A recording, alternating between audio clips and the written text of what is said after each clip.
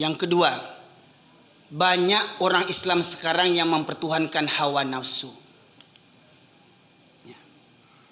Subuh memang enak-enaknya tidur. Tapi apa kata Allah dalam kumandang azan itu? As-salatu khairum minan naum. Salat lebih baik daripada tidur. Yang terjadi apa? Nonton bola sanggup orang rame-rame ke kedai kopi nonton bola. Hah? Mati-matian bangga mendukung Indonesia gol. Salat subuh ndak kurang aja tuh. Hebat lo bola daripada Allah le. Kedai kopi rame, kawannya dijemput. Kita nonton ya di sini ya, janjian ya. Aduh, saya jemput. Nggak ada duit, saya traktir. Begitu dia untuk dunianya. Mau dia bersusah-susah menjemput kawannya, mentraktir kawannya demi sebuah bola. Bagaimana dengan sholat subuh? Berapa banyak orang berteman menjemput kawannya, membangunkan kawannya untuk sholat subuh? Berapa banyak? Mohon maaf Pak, sekarang banyak orang punya klub-klub. Klub Vespa Butut, klub Pajero Kreditan, klub Kijang Jantan, grup Kijang Betina, bangga dengan kendaraannya, bergeng-geng dia. Wow. Ya.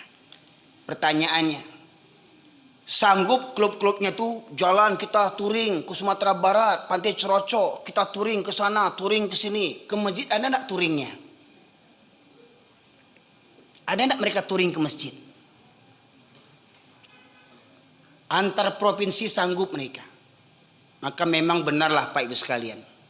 Perjalanan yang terjauh dan terberat bagi seorang laki-laki Pak, itu perjalanan ke masjid.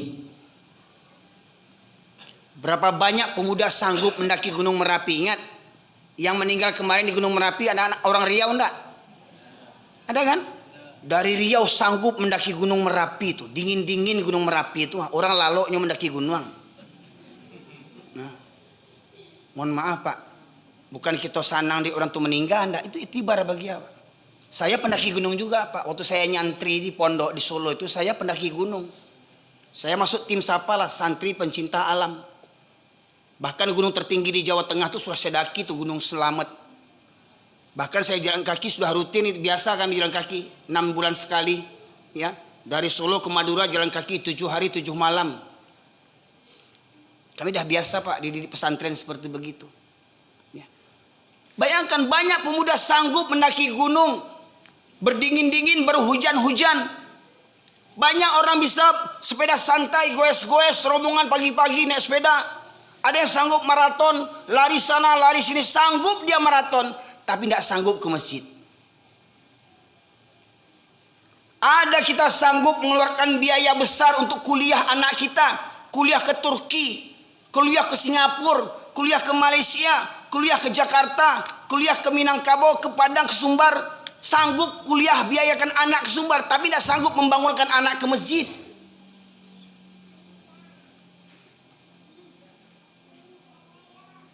Sanggup kita pergi wisata sekeluarga, nyewa mobil wisata.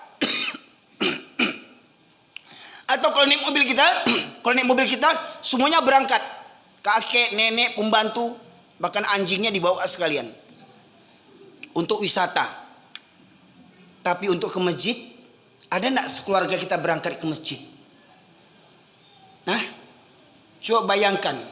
Harta yang Allah amanahkan itu, mobil Pajero, mobil Alphard itu coba dipakai setiap saat parkir di masjid di waktu subuh. Masya Allah, Bapak Ibu sekalian.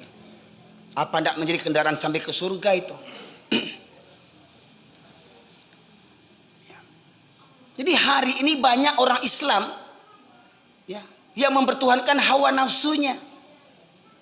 Lebih senang sholat di rumah dibandingkan sholat di masjid. Padahal di antara hadis-hadis yang Rasul sebutkan, sebaik-baik sholat laki-laki itu yang fardu di masjid. Sebaik-baik sholat yang fardu bagi wanita itu di rumah. Tetapi apabila wanita meminta izin kepada para suaminya, pada ayahnya untuk sholat di masjid, kata Rasulullah jangan dihalangi wanita ke masjid. Asalkan wanita itu terhindar pada fitnah. Ya. Jadi kalau ada suami-suami ibu yang rajin sholat tapi di rumah, itu namanya suami solehah namanya itu. Tak kicuh di nantarang ibu kata orang Minang itu. Suami solehah. Ya. Ada laki-laki rajin sholat tapi di rumah laki-laki solehah. Oh suaminya kekar, suaminya kuat, bisa lari maraton, bisa mengangkat beban, bisa mengangkat barbel, tapi mengangkat kelopak matanya waktu subuh ndak talok dia mengangkat baraton mato tuh bare itu kan. Hah? Baraton kok. Mohon maaf Pak Ibu, kadang kita lihat di pasar-pasar itu kuli panggul yang bawa panggul barang-barang itu. Ha? Ibu mencari, kasihan kita melihatnya itu. Saya mungkin nggak sanggup mengangkat berat yang seperti begitu. Tapi malangnya mereka sanggup mengangkat beban seberat itu, tapi tak sanggup mengangkatkan kelopak matanya, mengangkatkan kakinya, melangkah ke masjid di waktu subuh. Untuk mengajar apa? Keutamaan dunia dan isinya, Pak Ibu sekalian. Orang sanggup pergi ke kantor, hujan-hujan. Orang sanggup pergi ke pasar, mohon maaf Pak. Mohon maaf Pak Ibu sekalian, contoh ini. Ada kuli bangunan. Dapat proyek renovasi masjid. Ya. Ketika masuk waktu sholat, apa kata mandornya? Hei, berhenti kerja, jangan ribut.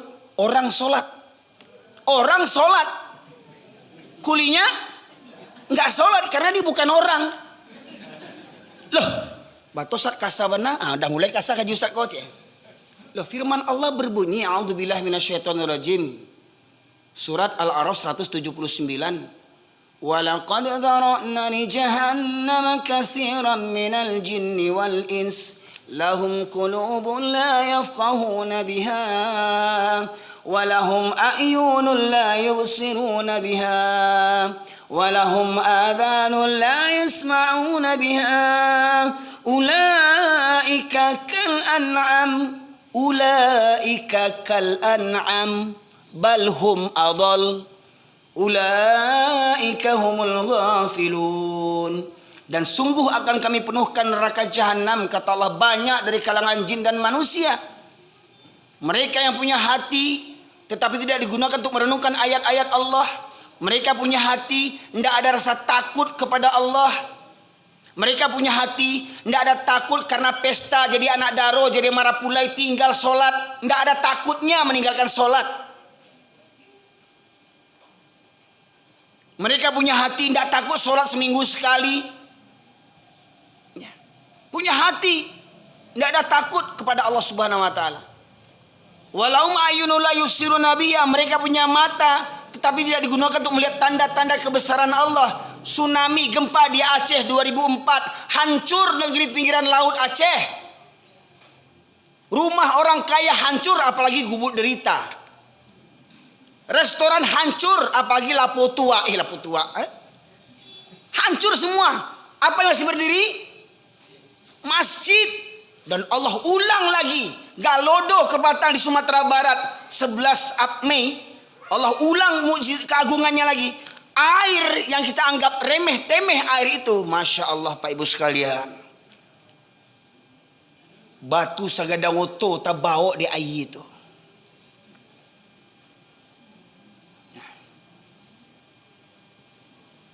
Surau seperti yang saya katakan di Bukit Batabuah tuh Pak, di Simpang Bukit.